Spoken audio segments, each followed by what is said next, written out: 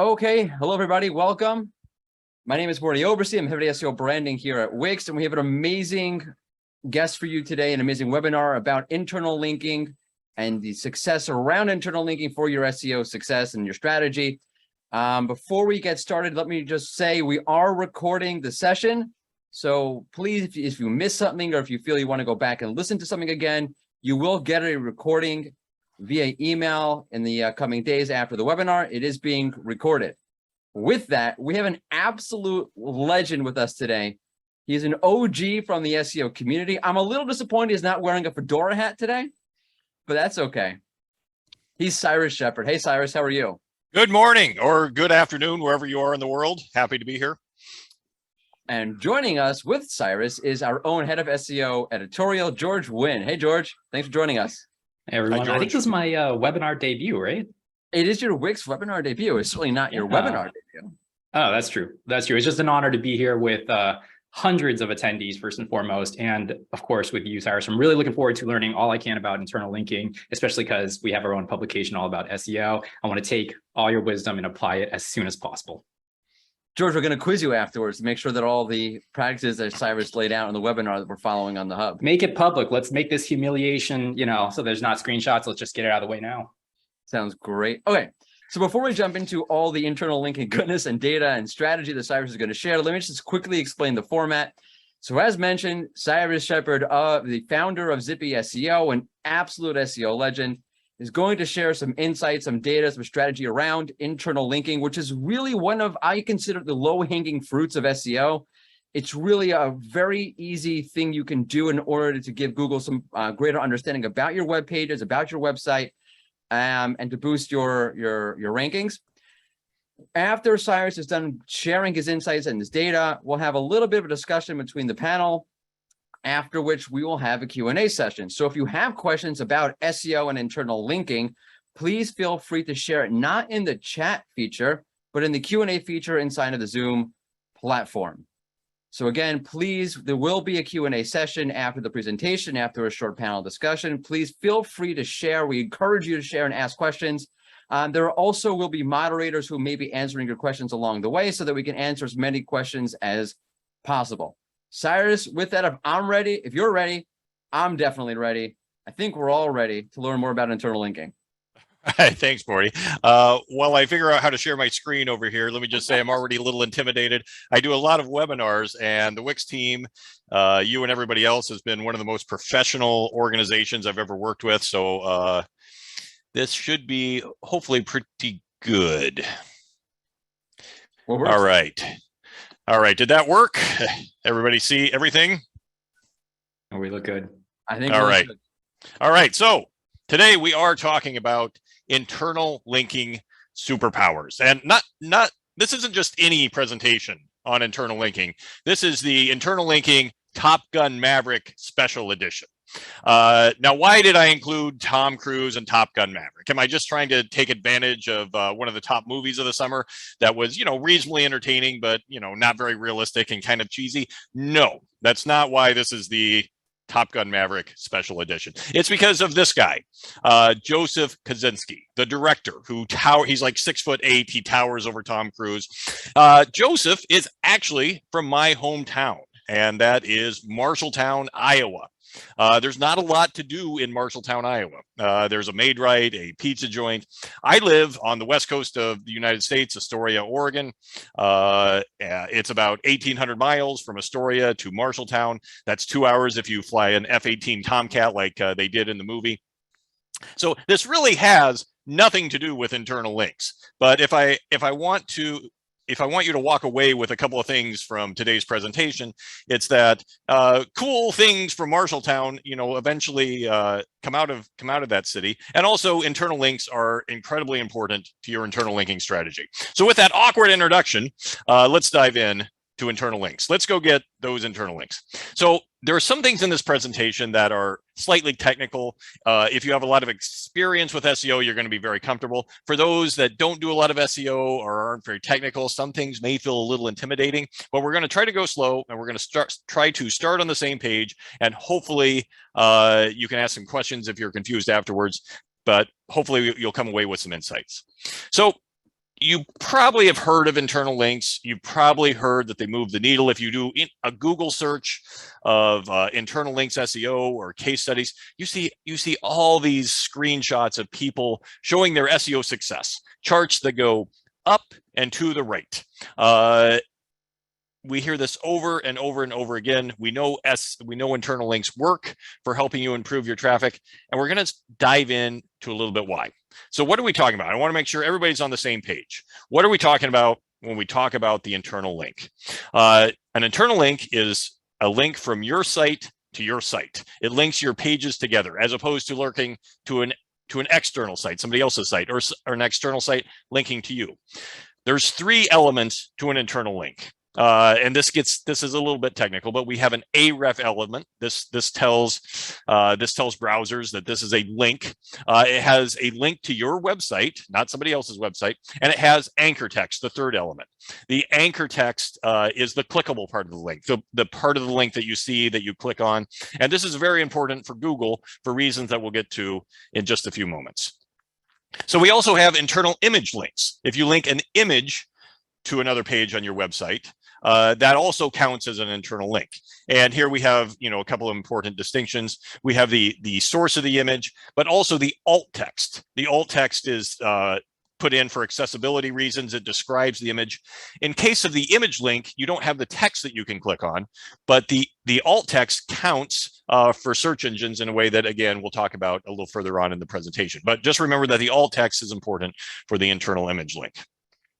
So why are internal links so important? Well, first of all, we know that links are an official Google ranking factor. It's rare that Google talks about what their ranking factors actually are. They like to hide them from us, so SEOs don't manipulate them, so they have some integrity. But links are included in the original Google PageRank patent. Google has been talking about them since the early 2000s. It's one of the most important part of Google's algorithm. So we know that links are important from a Google point of view. Now, Google uses links in 2 different ways, and this sort of gets into the weeds a little bit, but there is popularity and relevance. When Google sees a lot of links coming to your website or a particular page on your website, that indicates a signal of popularity. Google says, oh, there's a lot of links coming in. This must be a popular page. It's probably trusted. It's probably an authoritative source. We're going to rank that page. That's known as PageRank. The other signal that Google looks at with internal links is relevance. And that's where the anchor text comes in, the clickable part of the link. Google will look at those words and see what the link is about. And that's a hint as to what your page is about. So if you run a page about Goose from Top Gun and people are linking to you with the words Goose, that's the anchor text signal. And Google might say, oh, this is relevant to this particular topic. So those are the 2 signals that we want to focus on: popularity, PageRank, and relevance, anchor text. So internal links aren't just about popularity and relevance. They also help Google crawl your website. If you have a bunch of links on your homepage, oftentimes the first links that Google are going to crawl are the pages that you link to from your site. So if you provide Google with pages throughout your website linking to other important pages on your site, that helps Google find, crawl, and discover your pages. It also tells Google what pages on your site are most important. So that's another important way that's why we want to pay attention to internal links for any other reason. It also improves engagement signals. Now, when I can do an entire webinar on Google and engagement signals, but consider this piece of text here with no links on it. And your user finds this link. What are they going to do when they land on this page, they see this page? Well, they're not going to do anything. They might read it. Hopefully they read it, but there's nothing to click on. There's nothing for the user to engage with on this page, to click on other pages of your website. Consider another page, and these are from my own website, where I have a bunch of links, internal links, external links. What's a user going to do when they land on this page? Well, hopefully they'll read it again, but now we've given them an option to click on other pages, explore pages on our website, and engage further. What's this going to do? This is going to increase the amount of time that users spend on my site. It's going to increase the number of pages that they visit on my site. It's going to lower my bounce rate. Not a Google ranking signal, but an important signal nonetheless. And the more users engage with my site, we'll see over time, and we've done studies on this, it's usually correlated with higher Google rankings and more traffic. So, and even if it isn't, you're still giving your users more satisfaction because they're viewing more pages, they're reading your top content, and you're giving them things to do and engage on. People love clicking on links, but you have to give them to them in order to make that happen first. Here's my favorite thing about links. Now, I work in the SEO world, and it's often our job to build links because it's an official Google ranking signal. But building links is one of the hardest jobs in SEO. And I've sent out emails. I'm sure you've gotten emails. Hey, you want to look at my content? It's a terrible, hard, agonizing approach to building links. And when you ask for links from another website, you usually get a terrible response rate. Will you link to me? No, we've all had that experience. So why is nobody linking to my content? Now, internal links probably don't carry the same weight as external links, but the cool thing is you get 100% of the links that you ask for. Yes, when Tom Cruise asks Tom Cruise for a link, he gets that link, and so do you. You have the same internal link building powers as Tom Cruise because you get 100% of the links that you ask for. They're easy. They're sitting there waiting in the basket just for you to pick up and grab and take. And most webmasters aren't taking advantage of those internal links that they can give to themselves. So that's why internal links are important. So I know what you're saying at this point. You've done SEO, you're a marketer, you're saying, Cyrus, my links are optimized. Whenever I write new content, I make sure to link from 4 or 5 pages on my site. We have a process for our writers to do this. I do it myself. I'm here to tell you, no, your internal links are not optimized. I know because we've looked at the data and we have the receipts. So here's a study done by InLinks. It's a great internal linking optimization tool that I've used in the past. They did their own study using their own methodology and what they did was they looked for related pages on individual websites. Now, if pages are related, they should be linking to each other to help, those contextual relevant signals that we're talking about with anchor text. And in their own methodology, they found that people were missing 82% of the important link opportunities. Now, that's a lot. That means 4 out of 5 internal links are being missed. Now, you could argue with their methodology, and some is perfectly valid. So we ran our own study at my company, Zippy. We looked at 1,800 websites and 23 million internal links. Now, a caveat, 23 million links sounds like a lot, but in the scope of the internet with billions and trillions of links, it's just a tiny bit. But this gave us some clues as to how people were actually internally linking. And this was a cross section of sites across the globe. We looked at everything and we wanted to find out how often people were linking to their own content internally.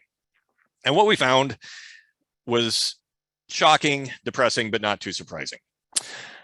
Most pages had one internal link on the far left side of the column. And this does not even include pages that were orphaned, pages that had 0 internal links.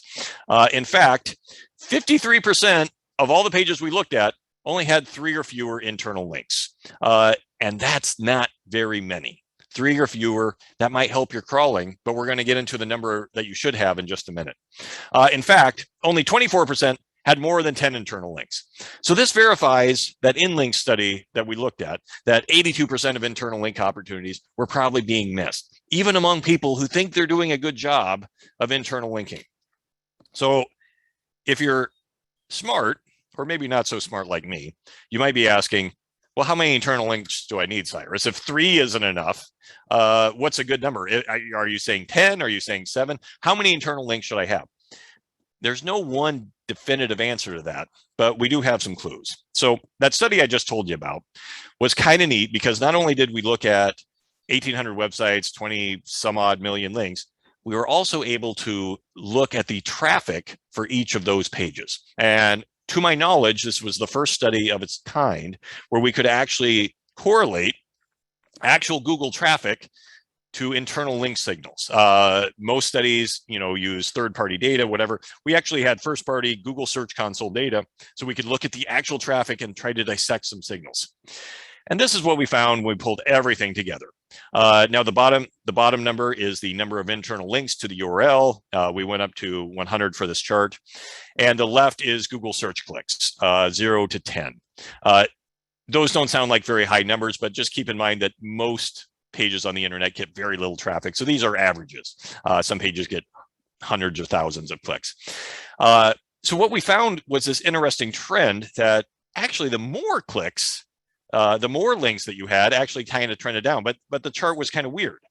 As you added internal links to a page, you know, click here, click here, click here, and you're adding links, traffic tended to rise, but only up until a certain point. After about 40 or 45 links, internal links to those pages, traffic actually started to decline after that. And that was kind of weird. Why does traffic start to increase? But then we see that dramatically, in fact, but then we see traffic start to decrease. So this was a mystery. This was a mystery to us. What's happening here? Why does adding more internal links seem to work to a point, but then the effect kind of wears off after that? Then we looked at the anchor text. Because remember, there are two signals with a link that are two big signals. There's popularity, the number of links, you could think of it, but there's also relevance, which is the anchor text. And so we looked at the number of different types of anchor text to each link, because links can have different anchor text. You can link using different anchor text each time, or you can link using the same anchor text. So what we did, I'm getting in the weeds a little bit, but we looked at the number of different anchor texts going to URLs. Holy cow. And this is what we found. As the anchor text variety increased, the traffic increased dramatically. And we ran this data 3 different times. We cleaned it. We threw out outliers. No matter what we did, there was a dramatic increase in traffic with anchor text variations. Not just the number of links, but the number of different anchor text, the number of different phrases and way you said things.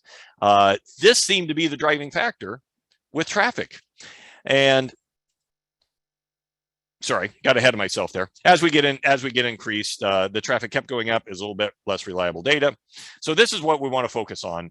And if there's one key I want you to walk away from in this webinar, it's that we should be increasing, not necessarily the number of internal links, but increasing our anchor text variations. And we're going to go into a few techniques on how to do that. How do I increase my anchor text variety? We want to pass this test. So what are we talking about when we talk about anchor text variety? We're talking about all those different words that we can link to this page. So let's say this is our page on recipes, Pinch of Yum, pretty cool little recipe website. And we want to link to our recipe page. Well, there are different ways that we could do that. We could simply say recipes every time we write a link to this page, or we can mix it up a little bit. On this page, we say recipes. From another page, we link to it saying tasty dishes, top rated recipes, click here. Not very helpful, but certainly that's an option. We might use the URL. This is called a naked URL, pinchofyum.com.recipes, where we don't actually use any words, our favorite dish, et cetera, et cetera, et cetera. So what I'm suggesting is mixing it up like this is a much better tactic than simply linking to it the same way every single time. In fact, we've sort of always known this in SEO, but our data shows that the effect is dramatic, that you really want to mix it up every time, and that the number of variations is what you really want to be looking at instead of the raw number of links, which is the traditional SEO way to do it. So one way to think about this is think about your links in your navigation and how that impacts anchor text variety. So traditionally, you have an important page, you put it in your navigation, but think about how that works. When you put a link in your navigation, you have lots of links throughout your site. Every page on your site links to the same page because it's in your navigation. Everybody can see it. But how many anchor text variations do you have then? Well, you have one, because every page has the same link. In this example, it's how it works. Every page links to the how it works page with one anchor text. So you have lots of links, lots of popularity, but not a lot of relevant signals, not a lot of variation. Now let's contrast this with a link we put in the body of the text. My cold outreach strategy. This is in the blog post. This is a link that Amanda, our friend Amanda Spartoro, put in. Cold outreach strategy. Fewer links, you have to manually place them, put them in your blog, but you have infinite anchor text variety because every page can link differently. You can increase your anchor text variation that way. But this is a complex strategy. Should you link in the navigation? Should you link in the body? What we found in the data, going back to the study, was, remember when the chart went down with more internal links? We found when you have anything more than 40, 50 internal links, those tended to be site-wide navigation links. And they didn't perform as well as when the links were in the body getting lots of text navigation, lots of anchor text variation. So these URLs at the top of the chart that we saw less traffic, these tended to be pages that were linked to in the top navigation. And there were certainly variations. The data had spikes in it for popular sites. And what we tend to see was sites that had lots of authority, like Home Depot, lots of popularity. They could get away with big navigation because lots of other sites are linking to them from all over the internet. And so it varies. So you're asking yourself, should I put a link in the navigation or a link in my body? If you're a big site like Home Depot, our data suggested go ahead and put it in your navigation, because it doesn't really matter because they have so much authority. But smaller sites in our data, so smaller businesses, mom and pops, medium-sized businesses that aren't Home Depot, they tended to do better if they didn't link their important pages in their navigation and linked throughout the text. Our friend Backlinko, popular SEO, Brian Dean, hugely successful site. This is his navigation. There's just 4 links in the whole thing. As a user, I sometimes found it frustrating to navigate Backlinko's site because I could never find anything in the navigation. But his SEO was extremely well. By limiting his navigation in the top, he was able to do infinite anchor text variations in the body, adding those links himself. And there may have been other reasons that he did this. But this is something to consider when you're formulating your internal linking strategy, navigation links or in-body links.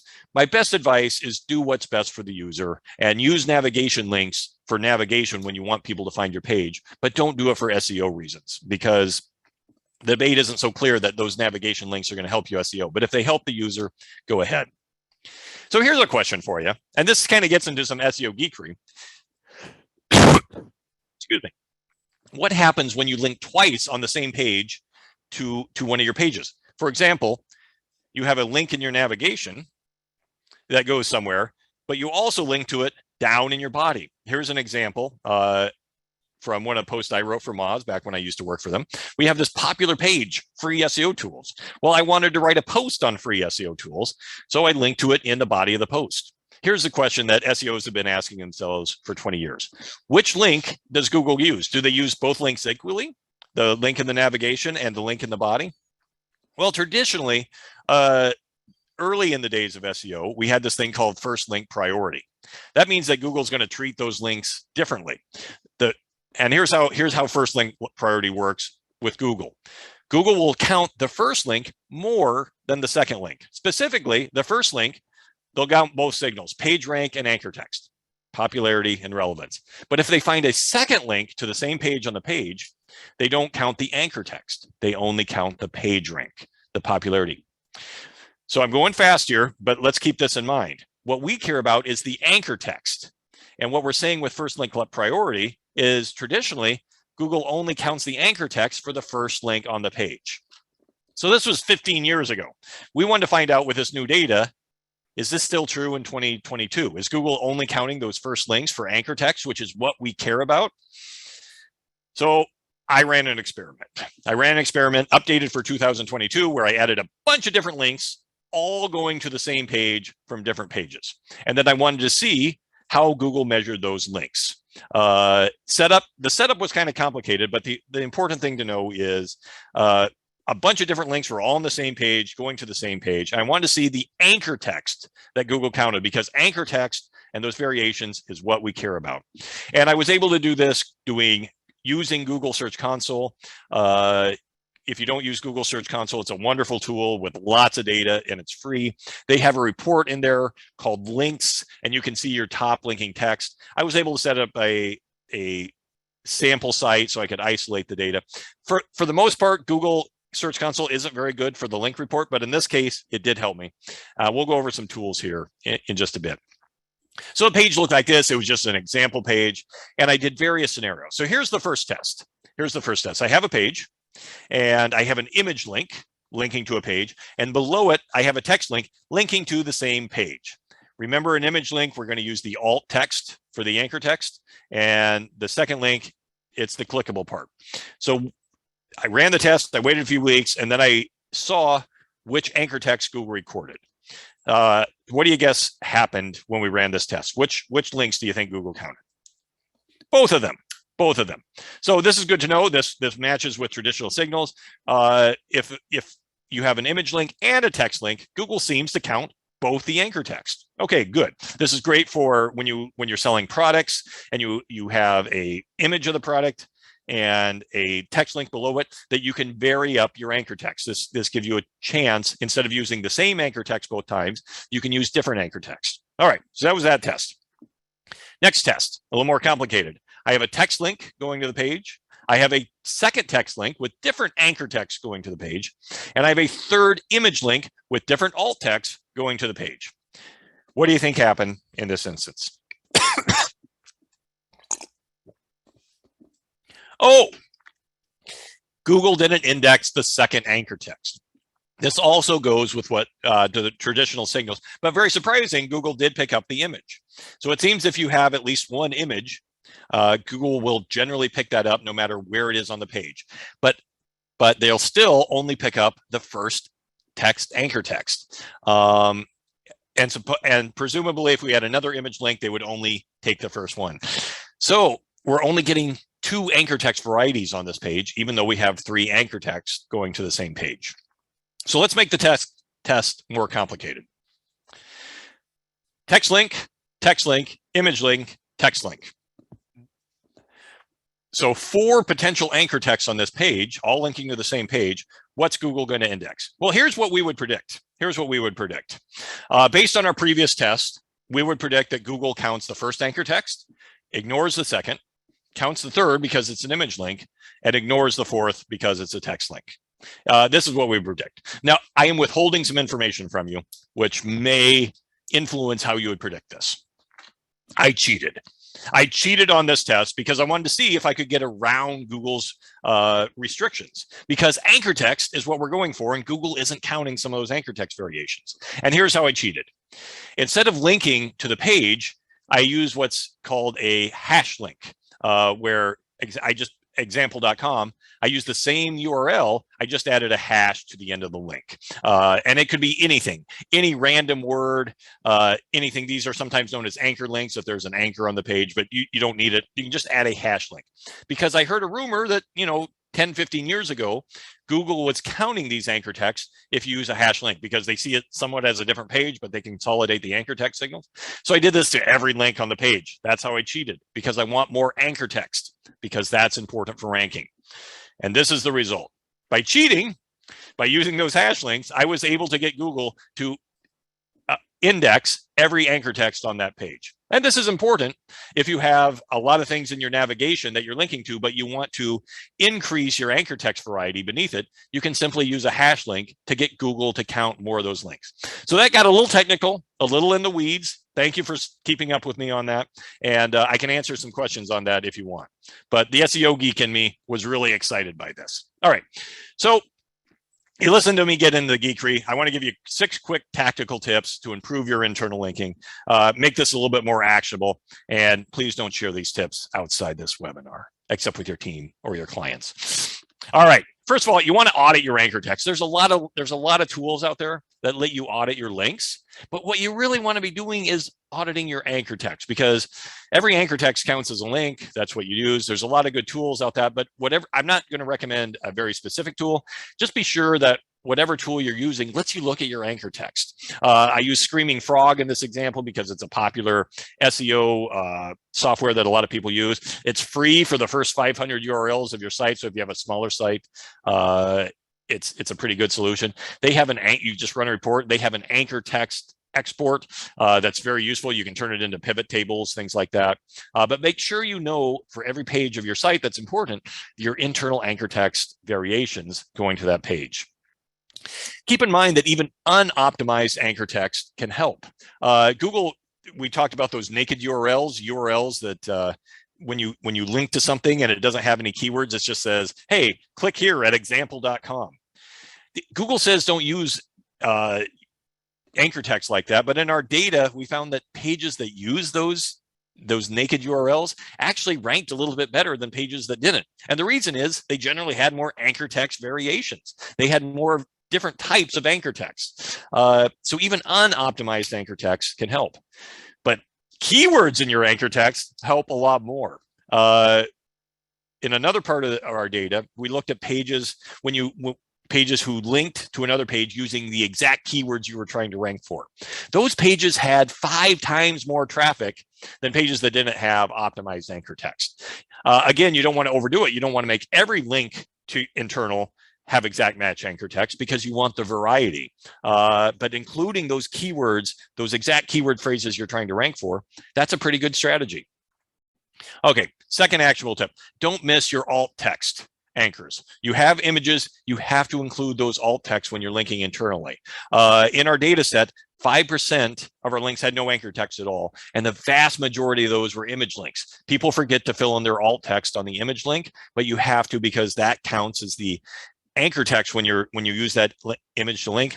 Don't sleep. It's an easy, no-brainer, low-hanging fruit thing that everybody can do. All right, so we often think when we link to a page, that helps that page rank, that the source page, you're linking to a target page. But weirdly, and a lot of SEO studies have validated this, the internal link can help both pages to rank. And we have a few examples of this, and you'll understand a little bit better as I talk about it. So here's a study that SearchPilot did, great SEO split testing platform. They added a bunch of internal links on their category pages. The left side is the before, the right side is the after, where they added popular categories.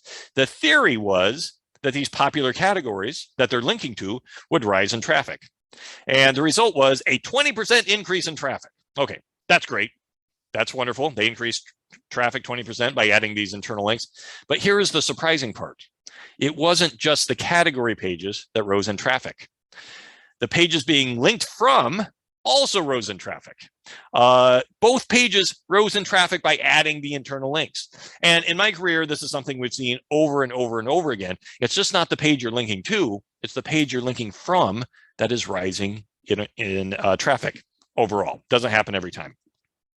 And we see, and I think the reason for this is those engagement signals that we talked about and the relevance signals.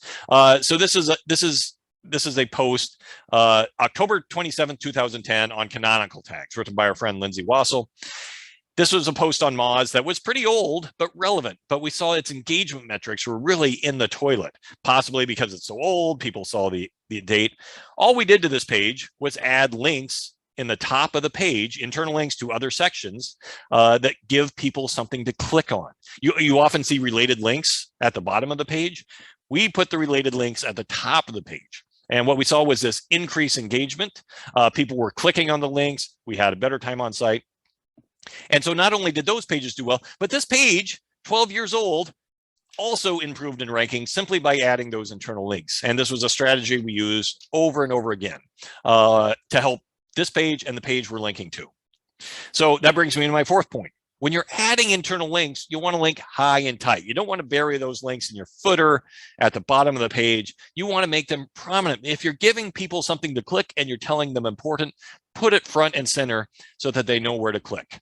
We always did this on the Moz posts. Your most important internal links should go at the top of your post because you want people to click them. You want Google to see that these are important links and you want to increase your engagement. So this is a typical Moz post. We put our most important links at the top. We're an SEO company. Our important links to Moz at the bottom. We'll link to our competitors, Ahrefs, SEMrush, and Neil Patel if necessary.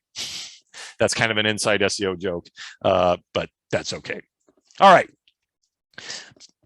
Tip number 5, avoid the first link priority. This is what we talked about with our experiments. If you have links in your navigation and your body, you might want to, and you want to get both anchor text to count from Google, you might want to use hash links, index. I wrote this entire post just for this link at the top of the post, but I wanted it to count. So I used a hash link. And if you go, you can inspect it.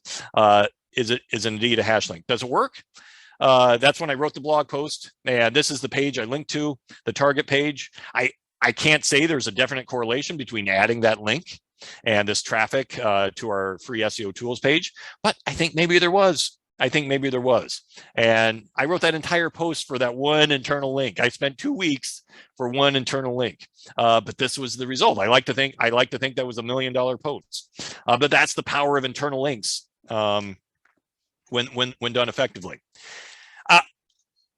Sixth tip, in SEO, I like to think that most things can be done by a human. Most things can be done with spreadsheets and free, simple tools.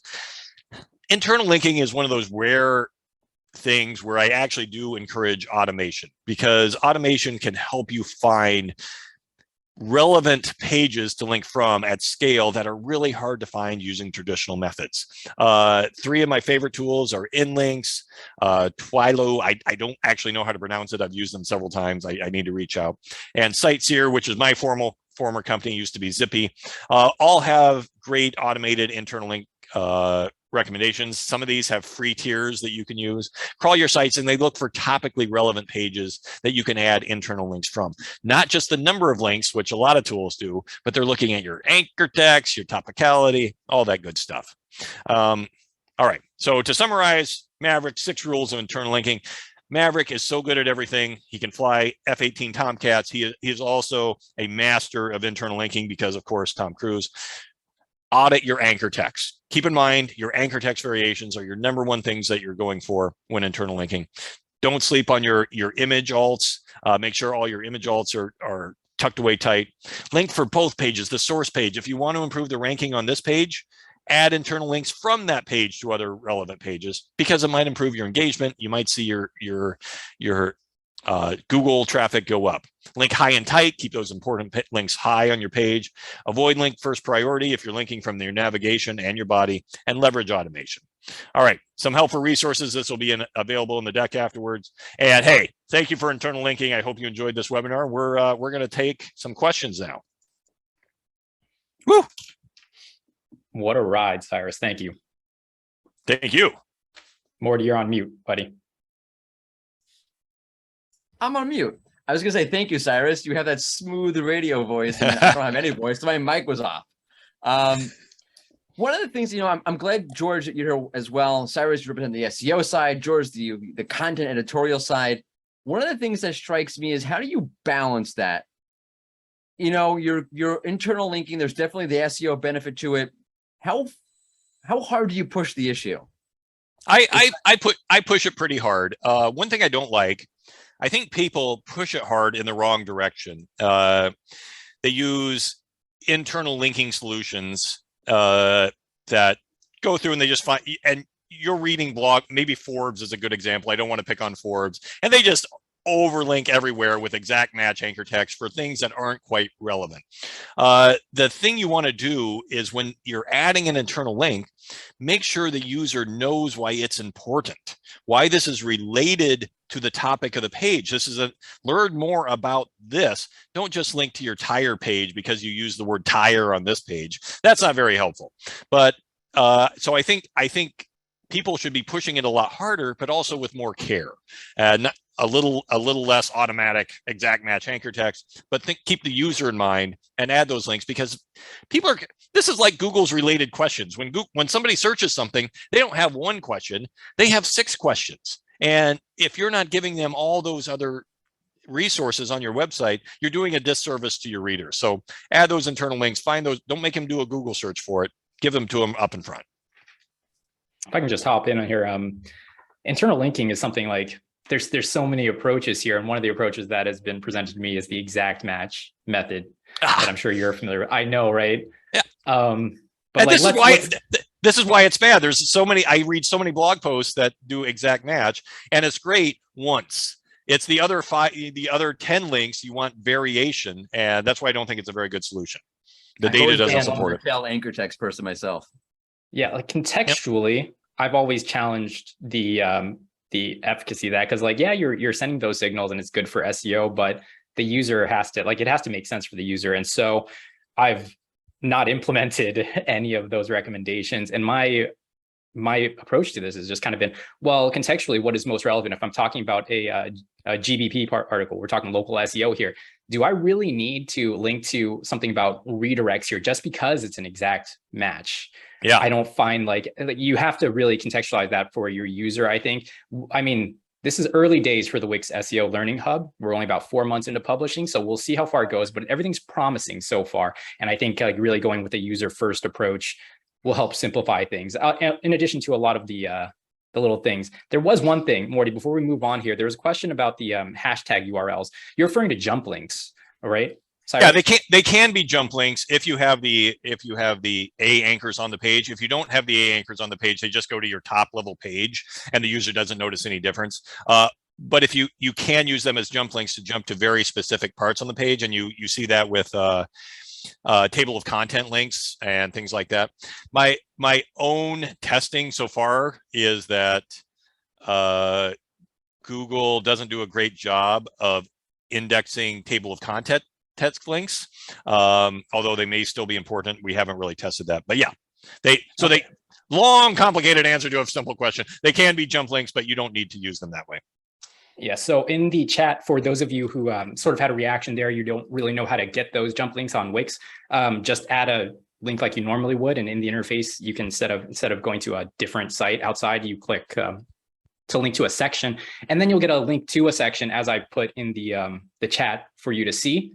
And then you can reverse engineer what that URL is and put it into your internal links. Perfect. Great tip. Great technical tip. Nice, George. Thank you so much. Okay, so one last thing I wanted to bring up, and I was kind of curious how you would approach this. So you have the link of the navigation. So again, for you're not familiar, the term that you have the menu of your site, the top menu, that's the navigation of your website, and there are links there to other pages. And for mentioning from an internal linking perspective, if I'm going to have the same link in the navigation and the same link in the actual body of the page, that go with the body of the page. And again, from a user point of view, you mentioned that, yeah, you need to be careful with that because you do need the user to be able to navigate the website. Yep. From an SEO point of view, the internal linking is more beneficial in the actual body itself. Yeah. I'm just kind of curious, like, what's your method of when do you know, when do you go too far with? I've gone too far by stripping the navigation down, or what have I not? So I shared the Home Depot example, a site that I think everybody can learn from that does a great job with this. And thank you for that question, Morty, is IKEA. Go to IKEA. They do not have a monster navigation. They have 5 or 6 links in their navigation, and it simplifies the user choices. The studies have shown that humans can only handle about 7 choices on a page. So when you're doing linking and your navigation, you provide users with 100 links, they're not going to read all those. They're looking for one of 7 things. So go to IKEA. They'll have very few navigation links. Then you click on that page, and then you have 7 more choices.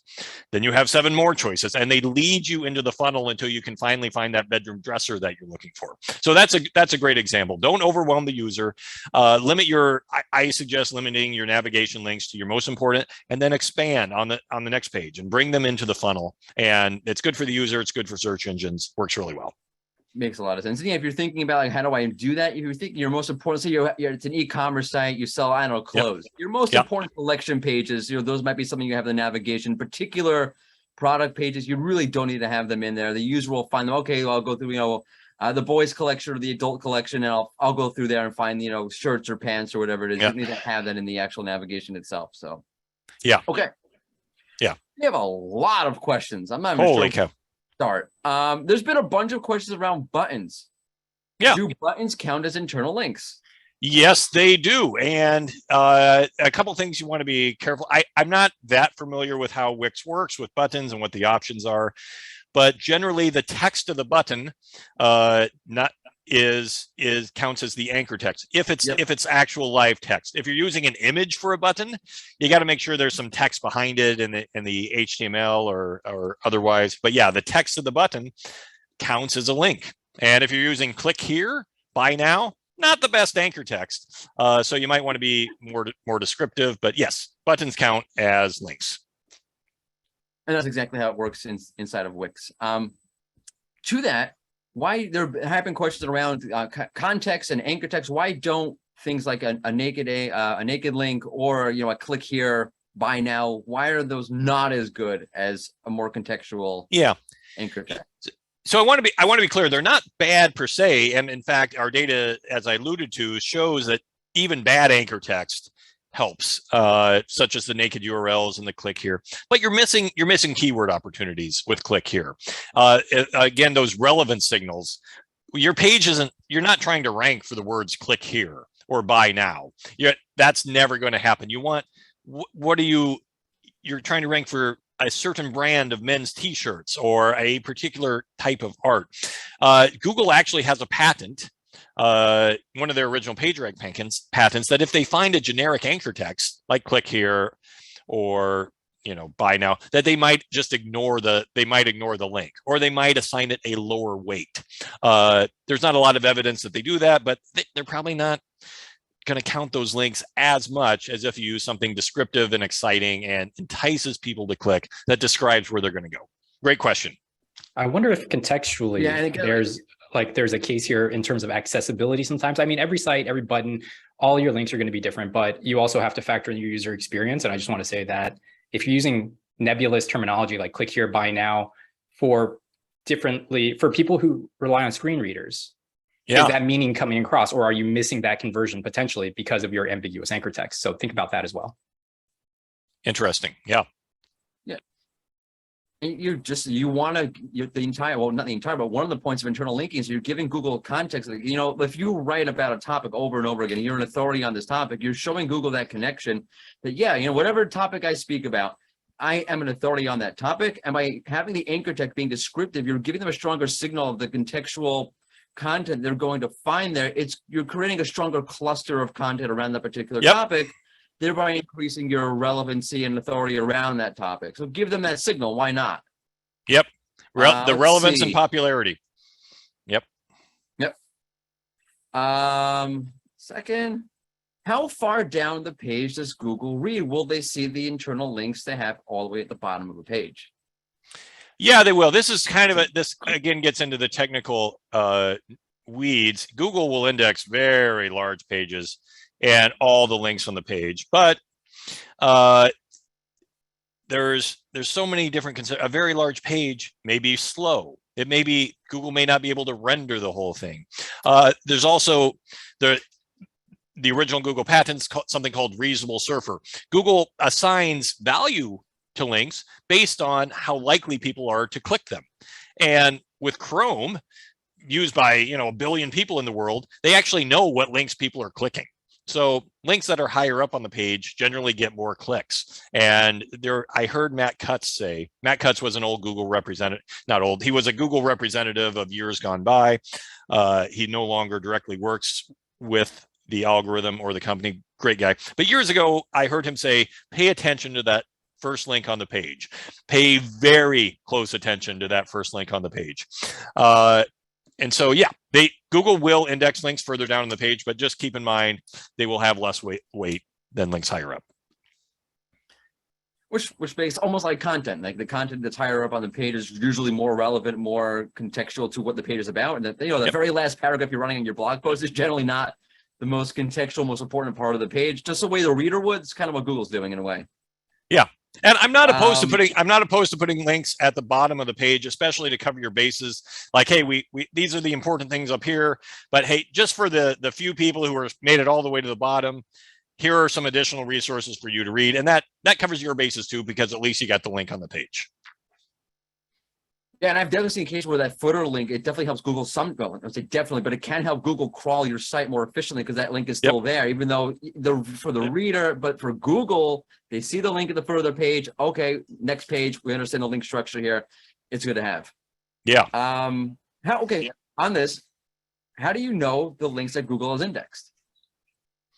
That's a really good question. I was able to set it up on that test using a very controlled environment. It's, to be honest, when you're looking at internal links, it's really hard because Google's reporting on this is not very good. Generally, the short answer is for most websites, there's no good way to know which links and anchor text Google has indexed because their anchor text reporting is honestly not that robust. You can tell the pages that Google indexed, and there are various ways of doing this, Google Search Console or just Google the page.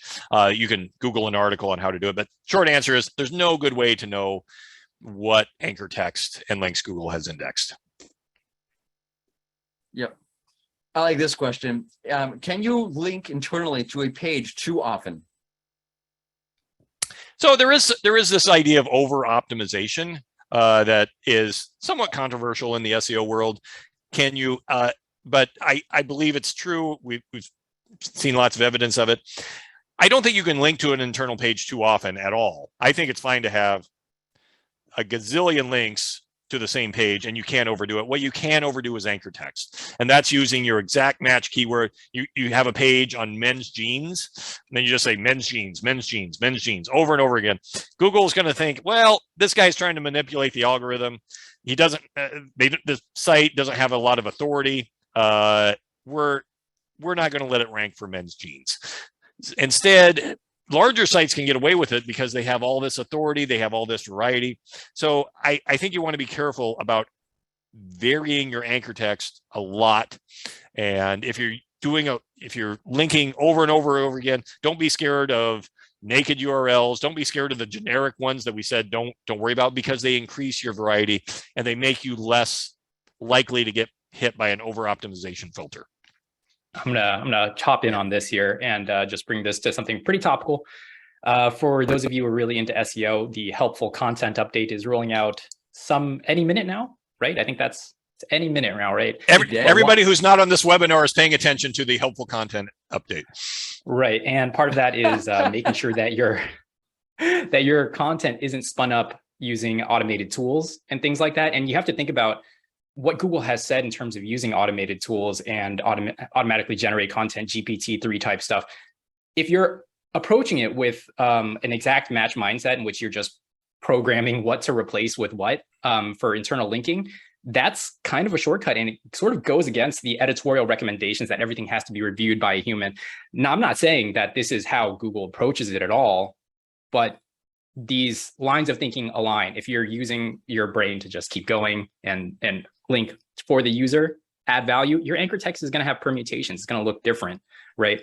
But if you're doing it just with Excel and replacing, that kind of might be a little bit more sketchy. Something for you to think about and for you to decide on your own. Great points. Yeah. Okay, George, I'm going to ask you this one. I never know when adding a link to have the link open in a new window or not. It's someone who adds many links to many pages. George, what's your general practice? Okay, so in terms of how we have things set up on the Wix SEO Learning Hub for internal things, and this is not like my understanding here is not 100%, but I have links that open internally for all my internal links. I have them just set to open in the same window.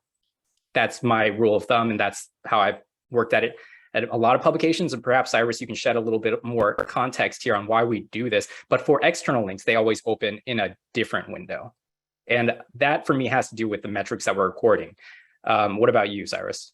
Yeah, so I'm always a little conflicted. I've read a lot of accessibility studies that say you shouldn't open links in a new window. And I don't recall all the reasons why, but for people using screen readers and such, apparently it's not as great experience. But yeah, I used to religiously open everything in a new window.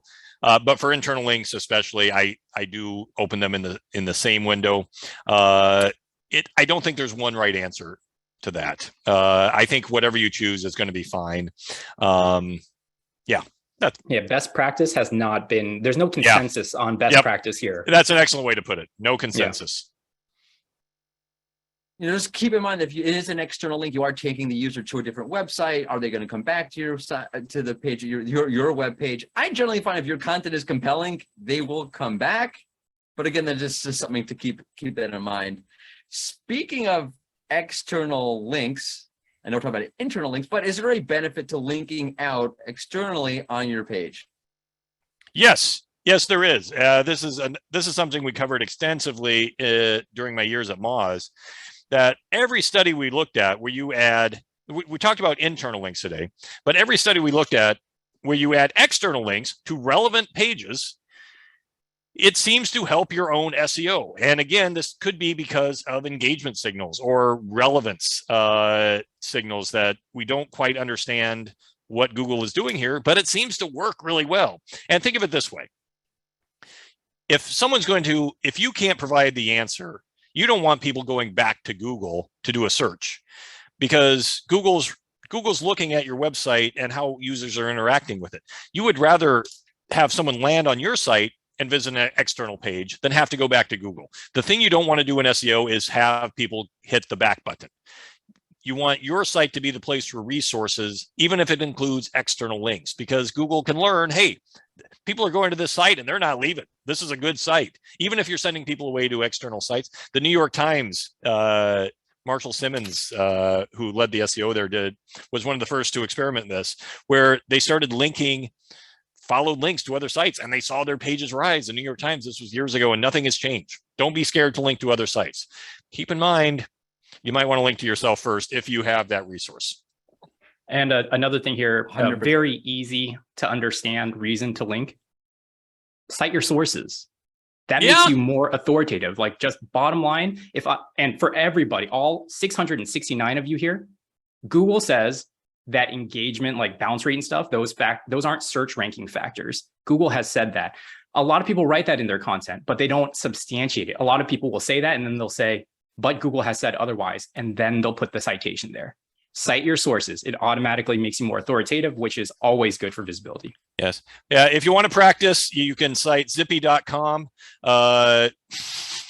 Just an example site I'm throwing out there for your first blog post. Go for it. But if I made it funny, I thought I could get away with it. No, that's good. That's good. But make sure it's a no follow, everybody. No. I'll tell you, like, as an old teacher, the way I think about linking is almost like as a way of supporting your content, as a way of building up or scaffolding understanding. If I don't have that resource internally on my own site, if I want to make sure the user understands exactly the point I'm trying to make, then I'll link to an external resource to make sure that that knowledge is built in a scaffolded way that makes a lot of sense for the user. So again, think of it as like almost like pedagogically when you link out. Okay, I think we have time for one last question, and it involves naked URLs. You're not using any anchor text whatsoever. Does it ever make sense to do that? Yeah, it does.